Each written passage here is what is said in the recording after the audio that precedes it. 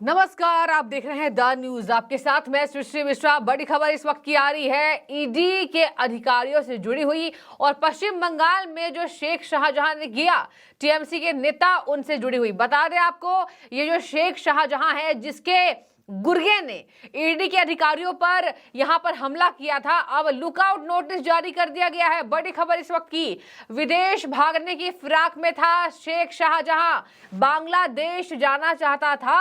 कल जब ईडी गई छापेमारी करने के लिए तो उस वक्त वो घर पे मौजूद था।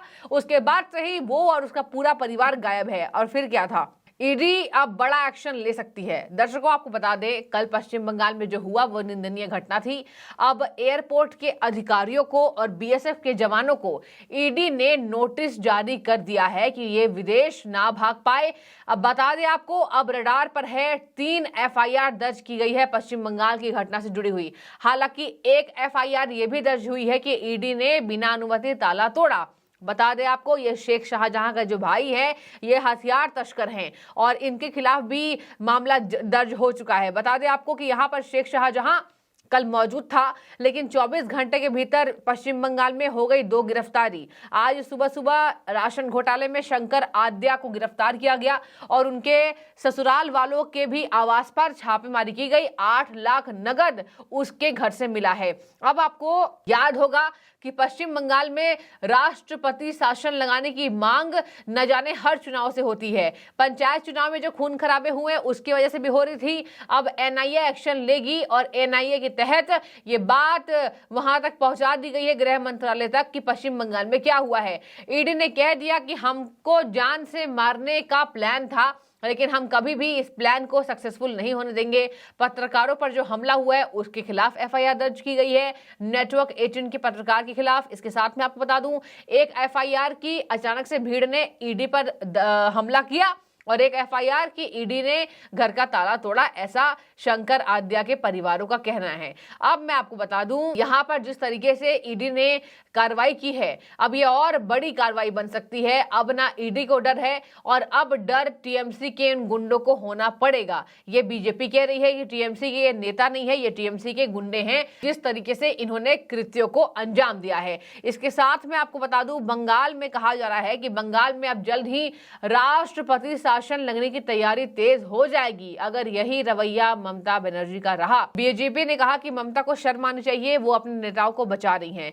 शेख शाहजहां की जो हरकत है, उसके जो गुर्गों ने, जो उसके रोहिंग्या गुर्गों ने जो अटैक किया, जो बटुए लिए, जो पर्स चोरी किया, कैमरा तोड़ा गया, ईडी के अधिकारियों के सर फोड़े गए, इन सभी को शेख शाहजहां ने भड़काया था और शेख शाहजहां को सह देने वाली ममता बनर्जी हैं। बिना ममता बनर्जी के टीएमसी का इतना नेता शह नहीं खाएगा और इस तरीके से हरकत नहीं करेगा। आपको बता दें कि यहाँ पर शेख शाहजहां अब कल से गायब है। ये भी खबर सामने आई, जब उसके घर से छापेमारी हुई उसके बाद से वो गायब है, वो नहीं दिख रहा है। उसके परिवार वाले भी गुमशुदा हो गए हैं और गुमशुदा नहीं हुए हैं, मतलब समझ जाइए वो कहीं छिपे हुए हैं ईडी के डर से, और इसी वजह से ईडी को मजबूरन लुक आउट नोटिस जारी करवाना पड़ा। अब गंभीर मामलों में धाराएं दर्ज हैं, इन्वेस्टिगेशन जोरों शोरों से चल रहा है और इसी के मद्देनजर बीएसएफ के जवानों को सचेत कर दिया गया है।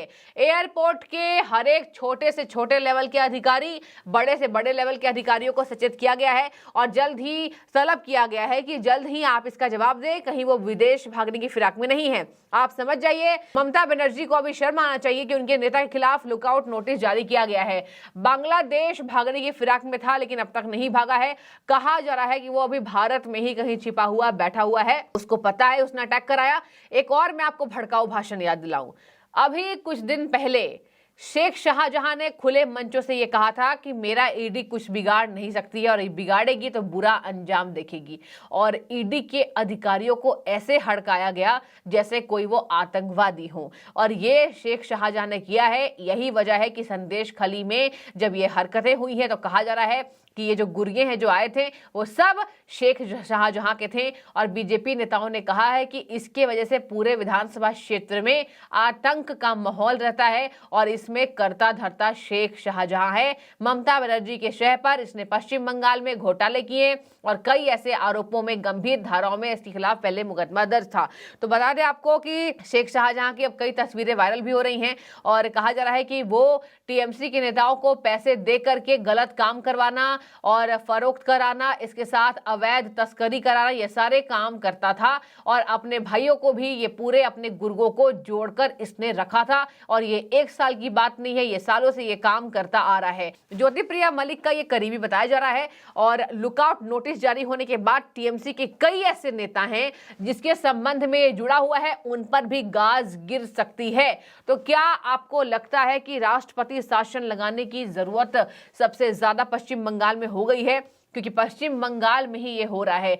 आसपास के आप देखें किसी भी प्रदेश में ऐसी हरकतें नहीं हो रही है और चुनाव के चलते बॉर्डर पर कड़ा पहरा है। बांग्लादेश में भी चुनाव के चलते बॉर्डर पर कड़ा पहरा है। बता दें आपको कि बीएसएफ और बीडीआर ये दोनों सैनिक बल सीमा पर कड़ी निगरानी करते हैं। खबर है कि परिवार के साथ बंगाल में ही कहीं ये शेख शाहजहां छिपा हुआ है। ये लुकआउट सर्कुलर जारी हो चुका है, सब जगह ये पत्र दे दिया गया है, लुकआउट नोटिस जारी होना। और सूत्रों के मुताबिक संदेश खाली में शाहजहां शेख के घर छापेमारी करने गए थे। उस समय शेख अपने घर पर मौजूद था, लेकिन ये कामयाबी अभी इसको नहीं मिली है। ये बाहर भागने के फिराक में था। जब ईडी के अधिकारियों को ये बात पता चली दर्शकों कि ये बाहर भागने के फिराक में था, उसके तत्काल प्रभाव से ईडी ने लुकआउट नोटिस बनाया और इसको जारी कर दिया। अब ऐसे में यहाँ पर सबसे ज्यादा बड़ी बात ये आ रही है कि शेख शाहजहां का जो केयर टेकर है उसने ईडी के खिलाफ मुकदमा दर्ज कराया है कि ईडी ने जबरन बिना वारंट के उनके घर पे छापा मारा, उनके घर पे घुसने की कोशिश की। तो आपको मैंने बताया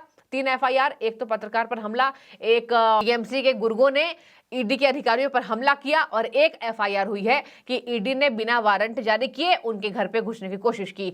ये आज गिरफ्तार हुए शंकर आद्या की पत्नी जोशना ने भी कहा है कि बिना किसी कारणवश ऐसे जब वो सहयोग कर रहे थे उनके पति, उसके बावजूद फंसाया गया है और ताला तोड़कर वो गए हैं और ईडी के अधिकारी जो है वो घर में घुसने की कोशिश की है।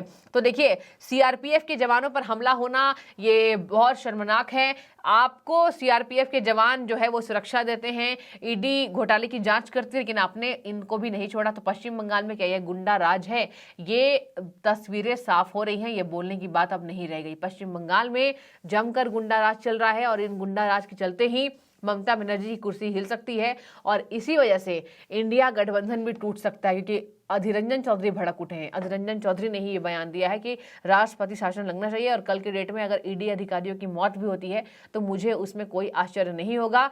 ममता चाहे तो कुछ भी करा सकती है। और आपको बता दें, ममता पहली ऐसी महिला मुख्यमंत्री हैं जिनके शासनकाल में इतना ज्यादा खून खराबा हुआ है। आज के पहले भी कई मुख्यमंत्री ऐसी रही, शीला दीक्षित जी को देख लीजिए, लेकिन अब ममता की तुलना करने में भी जनता को शर्म आती है। ये ममता की करतूत है। अब न जाने ममता इस पर कब एक्शन लेगी। ममता ने आज तक अपने अधिकारियों और अपने गुर्गों के खिलाफ कोई एक्शन नहीं लिया। अब टीएमसी के गुर्गे इसलिए कहे जाते हैं क्योंकि ये आतंक फैलाते हैं।